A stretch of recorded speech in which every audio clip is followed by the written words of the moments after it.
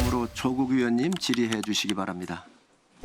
후보자님, 자녀 중 장녀는 프랑스와 영국에서 7년, 장남은 미국에서 10년 유학하셨는데 장남은 군 복무 기간을 제외하더라도 약 8년간 유학 생활을 했습니다.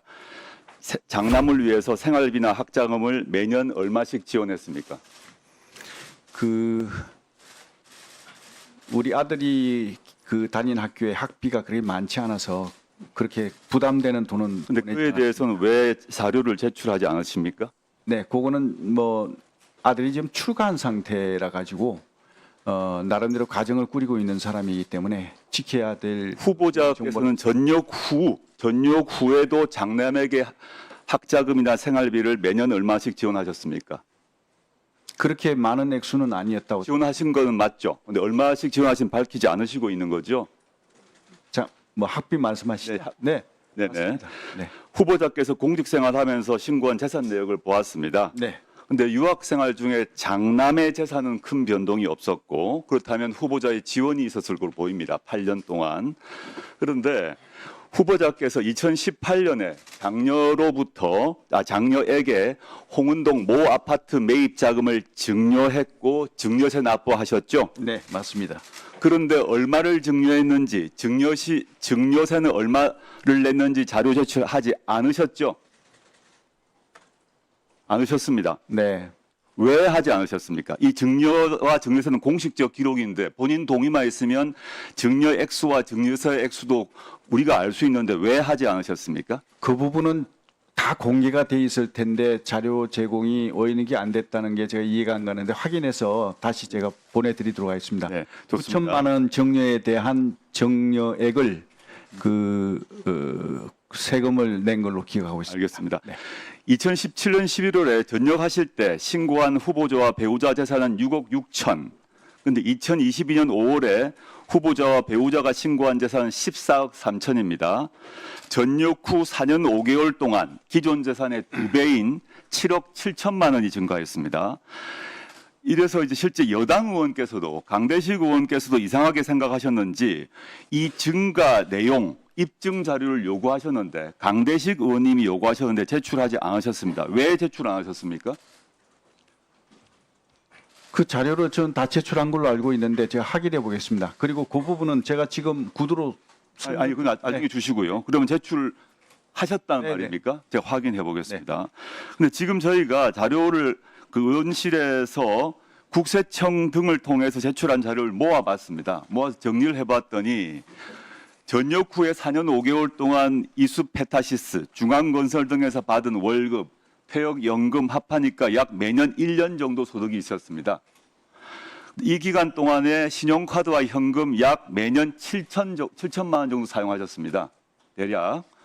그리고 이때 2018년에 장녀 아파트 매입 위해서 증여하셨고 장남 유학을 위해서 지원하셨습니다. 맞으시죠? 맞습니다. 예.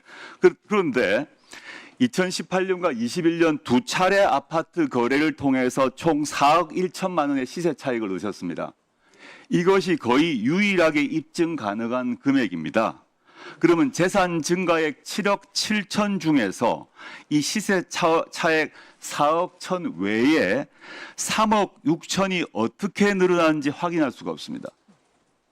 3억 6천의 증가의 부분에 대한 기록이 없다는 것입니다. 이것이 앞으로 오늘 오후에 개원식이 있고 시간이 충분하니까 이 3억 6천에 대한 자료를 제출해 주시고요. 그다음에 2020년 7월 후보자께서는 장녀로부터 홍은동 모 아파트를 매입하셨습니다. 맞죠? 네. 예. 근데 그때 취득 신고서를 보게 되면 이제 법상 친족 간 거래이기 때문에 친족 간 거래가 표시가 되어 있어야 하고 법상 입금 내역서가 첨부되어야 합니다. 취득세 신고서가 있습니다. 근데 제가 지금 오늘까지 이 취득세 신고서를 받지 못했습니다. 제출 안 하셨죠? 한번 확인해 보겠습니다. 네. 취득서 신고서에 실제 거래 내역이 없거나 취득세 등록증에 기재가 안 되면 그 자체로 불법 증여가 되기 때문입니다. 그래서 2020년 7월 이 시점에 취득세 신고 필증을 또 확인할 게 하나 있는데 보시면 계약금으로 1억 7천 지급했고 잔금 3억 8천 전세 보증금 승계로 대체했다라고 신고하셨습니다. 이 아파트는 매입 1년 후에 2021년 6월에 후보자가 거주하시게 됩니다. 네. 맞죠? 제가 질문은 이것입니다. 이때 그 전세 보증금 후보자가 돌려주었습니까? 전세를 끼고 그 샀다가 나중에 그걸 바로 그 아파트에 사셨는데 그 전세 보증금 후보자가 돌려줬습니까? 아니면 장녀나 사위가 돌려줬습니까? 매우 중요한 문제입니다. 네, 그거는 이제 그 모녀간에 그 이사하는 과정에서 주택을 매입하고 이사하는 과정에서 금전 거래가 있었는 걸로 알고 있습니다. 그런데 네. 그 금전 거래를 세무서에서 그 국세청에서 어떤 조사하는 과정에서 이건 정려로 볼 수 있다. 그런 어떤 판단이 있었기에 그러면 거기에 대한 세금을 무는 게 맞다. 그래서 세금을 다 그 부분에 대한 전세 보증금 승계 대체 관련해서 후보자가 돌려준 거는 맞죠? 후보자가 그 해당 액수만큼을 돌려준 거죠. 딸 본인이 돌려주셨 건 맞죠? 예, 그렇습니다. 본인이 돌려주신 거죠. 예. 장녀나 사위가 돌려주신 건 아닙니까? 그건 아닌 걸로 알고 있습니다. 그럼 그 비용 출처는 어디입니까? 본인이 돌려줬다는 그 자금 출처가 무엇입니까? 아까 그거는- 앞에 질문과 마찬가지입니다.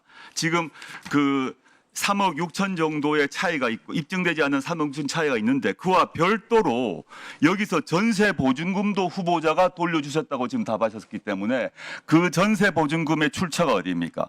만약에 그 후보자가 전세 보증금을 돌려주지 않고 다른 사람, 예를 들어 사위가 지금 카카오 게임즈의 뭐 자회사의 유력한 그 사람이고 상당한 재산이 많다고 알고 있는데 이것이 본인이 안 돌려주고 다른 데서 왔다면 그 자체가 불법 증여입니다. 이 두 가지 점 오후까지 반드시 제출해 주시길 바랍니다. 네. 시간이 다 됐네요. 답변 드릴까요?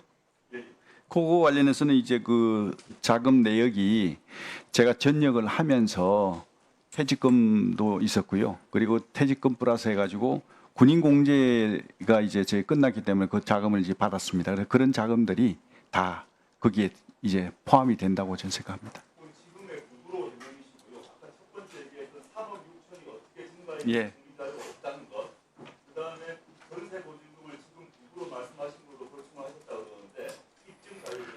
네, 알겠습니다. 네, 조국 의원님 수고하셨습니다. 다음으로